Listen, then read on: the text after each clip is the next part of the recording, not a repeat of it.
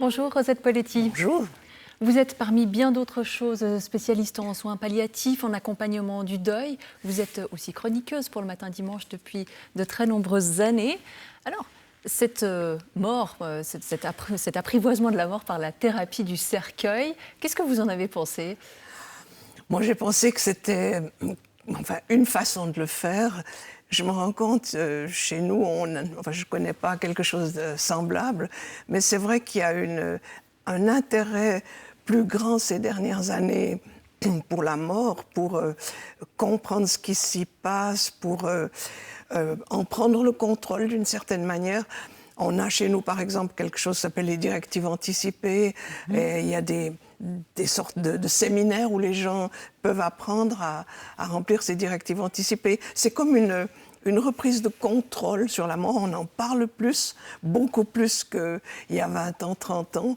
On en parle aussi en Suisse à cause d'Exit, etc. On a vu des films, des documentaires, et je trouve qu'il y a une conscience de la mort qui augmente par rapport à un certain nombre de décennies où j'ai vu ce phénomène augmenter. Oui, on disait il y a quelques années encore que la mort était un peu le dernier tabou de notre société. Vous pensez que ce n'est plus le cas ? Je crois que c'est plus le cas de la même manière, c'est-à-dire qu'il y a beaucoup plus d'informations, beaucoup plus de paroles autour de la mort. Maintenant, je ne suis pas sûre que ça fait diminuer l'angoisse et la peur de la mort parmi les gens. Mais il y a un progrès et une demande que moi je sens très très fort pour des cours d'accompagnement, pour des compréhensions de ce qu'est la mort et ce qu'on peut prendre comme contrôle sur ce phénomène. J'accueille aussi Françoise Biotimage. Bonjour.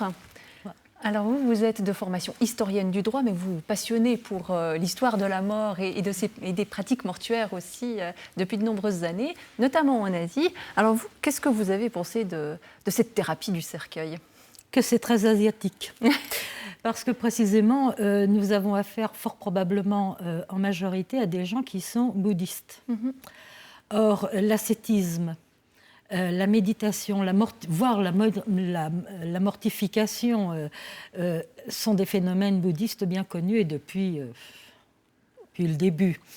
Il faut savoir quand même que précisément, bien avant la thérapie du cercueil, on a eu des moines bouddhistes, des lamas, on ne sait même pas s'il n'y en a pas encore, qui se sont littéralement laissés mourir. C'est une forme de suicide, en fait, par la méditation et par l'ascétisme. Pour revenir à cette thérapie du cercueil, je suis totalement d'accord avec Madame, à savoir que nous vivons actuellement, si j'ose dire, un renouveau de la mort. Pendant des siècles, on a eu une mort qui était, puisque je suis historienne, j'en dis juste un mot, on a eu une mort qui a été une mort baroque, une mort grand spectacle, une mort publique.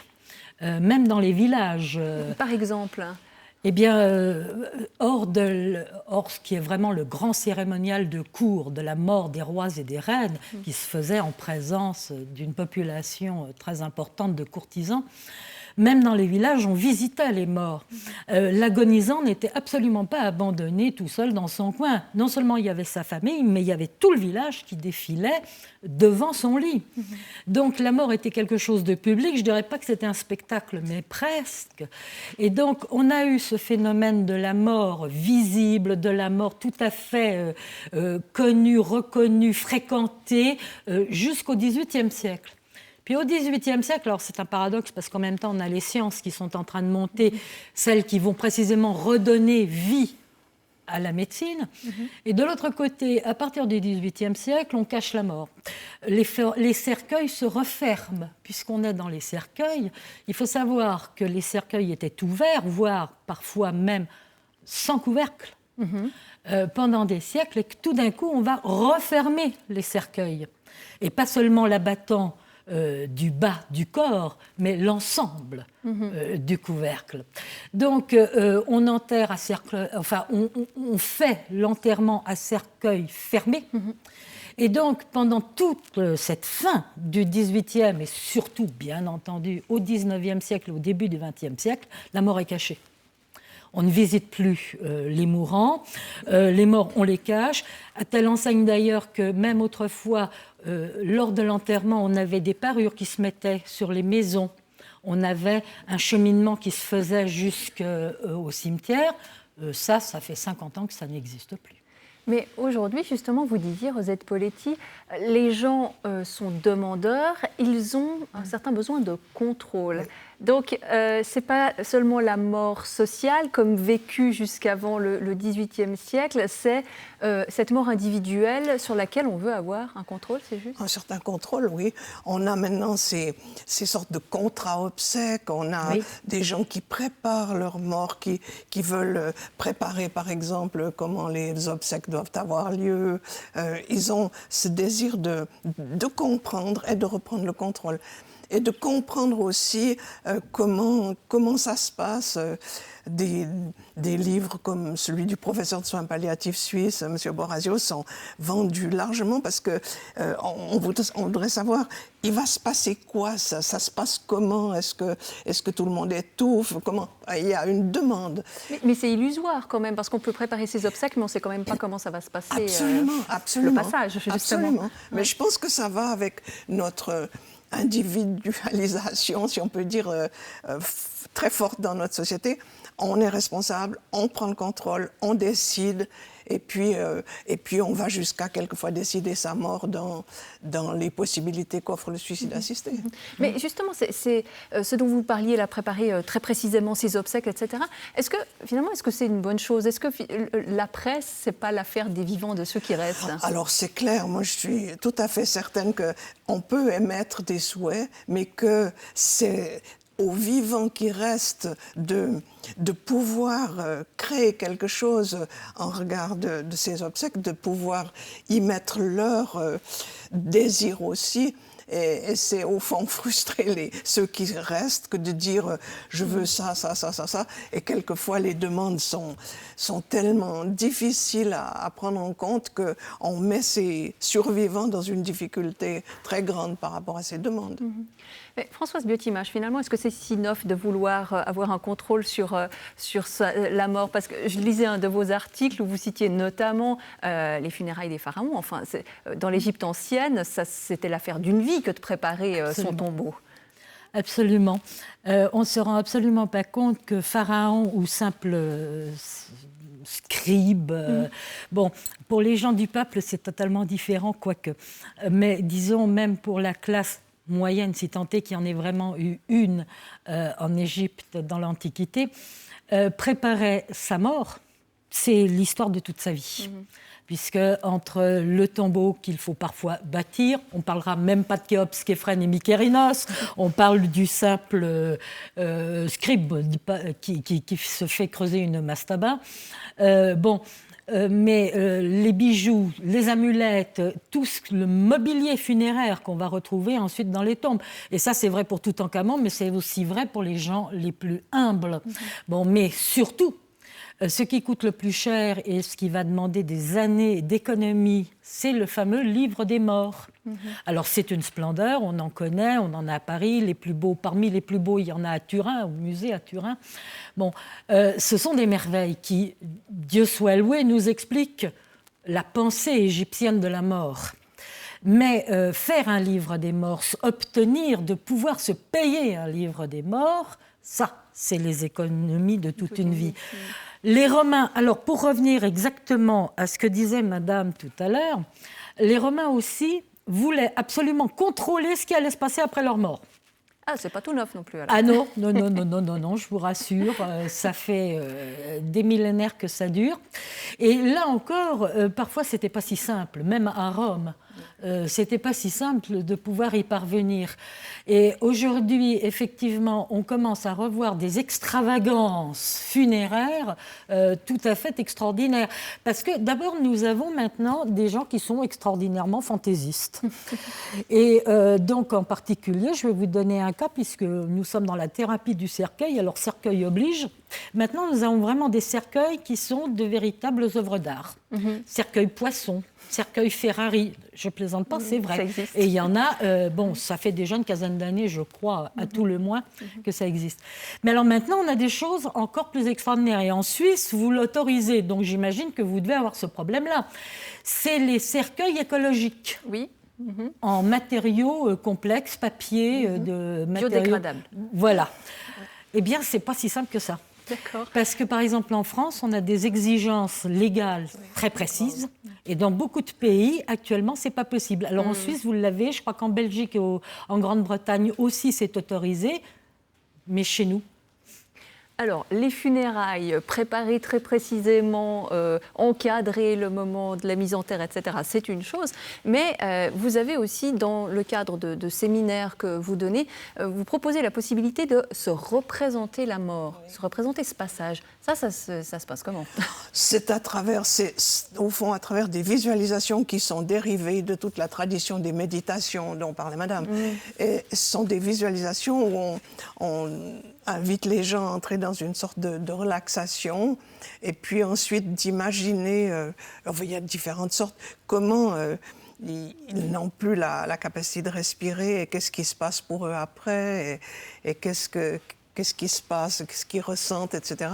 Et souvent, c'est une révélation pour certaines personnes qui se disent « mais en fait, j'ai pas beaucoup pensé à ça et je me rends compte qu'un jour, ça va arriver et moi, maintenant, je suis vivant et quelquefois, ça change comme on nous le dit du reste dans le film, ça change leur conception de la vie ici et maintenant, d'avoir été plus en contact avec la réalité de cette mort qui viendra. » Alors, vous êtes venu avec un petit objet absolument charmant. Oui. Et expliquez-nous ce que c'est. Alors, c'est vrai, moi, j'ai eu la chance d'étudier avec la doctoresse Kubler-Ross, qui était une pionnière des soins palliatifs, des soins palliatifs aux enfants, etc. Et elle avait fait faire dans un couvent espagnol une quantité de ces petites chenilles et elle montrait aux enfants que la mort, ça n'était pas une fin, que c'était une transformation et que, comme cette chenille, un jour allait pouvoir devenir un papillon. On peut encore lui montrer la tête, c'est un peu plus compliqué, mais on est en transformation et c'est pas une fin définitive. Bien sûr, ça correspond aux croyances qui étaient les siennes, mais elle avait pu vérifier que ça rassurait beaucoup les enfants. Ça marche aussi pour les adultes, ça, non? Pour la oui, visualisation. pourquoi pas, hein. Et elle avait vu que les enfants, par exemple, en camp de concentration, où elle avait pris toute son inspiration, avait gravé sur les murs des papillons. Et ça lui avait donné l'idée que déjà les enfants avaient peut-être une idée que quelque chose d'autre existait après la mort. Ça me fait penser à... vous dites, Françoise Biotimage, que dans toutes les religions, apprendre à mourir, c'est croire.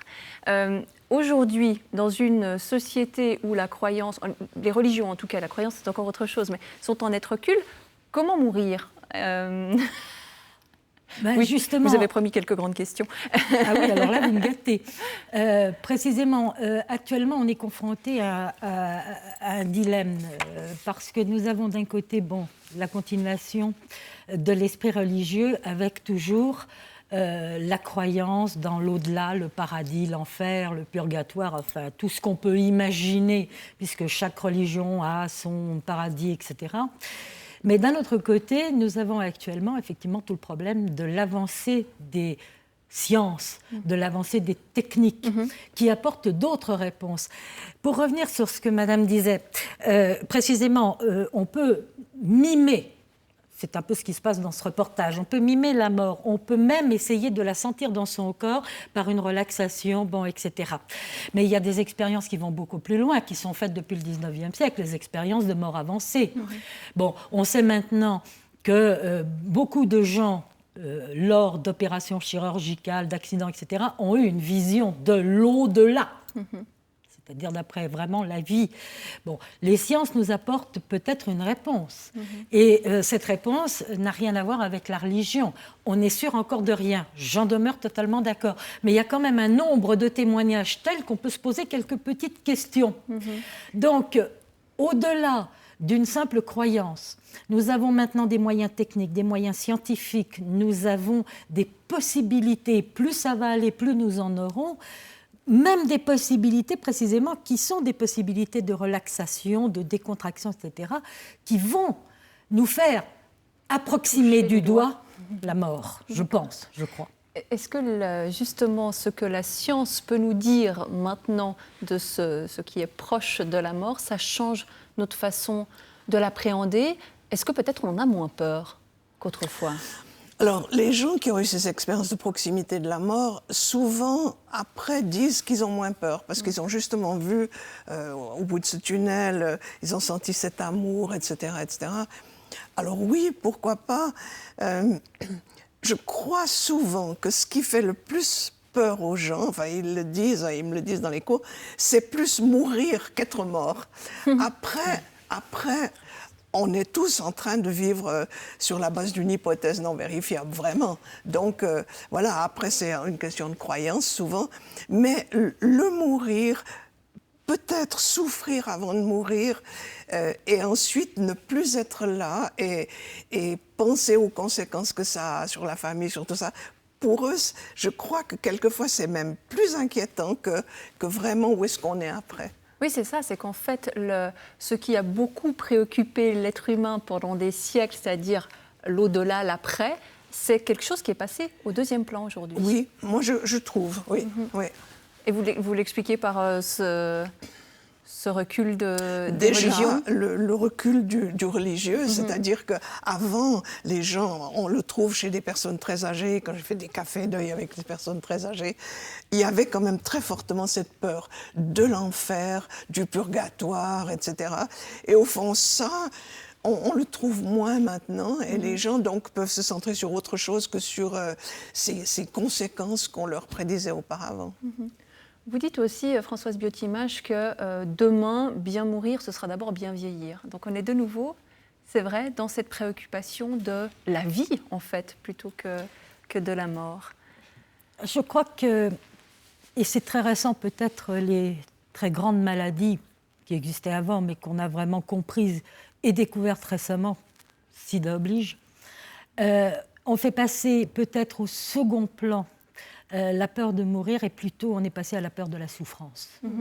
On est arrivé à tellement bien connaître et cerner les problèmes de la souffrance, bon, bien sûr dans le sida, mais également dans le cancer, et on sait tellement à quel niveau de caractère insupportable, de douleur on arrive, que c'est maintenant vraiment quelque chose qui obnubile les gens. Je le comprends tout à fait, moi je dois dire que c'est quelque chose que je partage.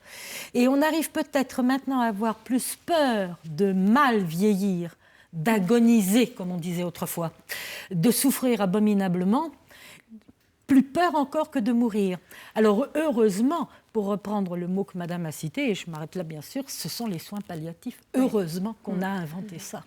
Très rapidement, parce que nous allons conclure, est-ce que vous avez peur de la mort? Non. Du tout.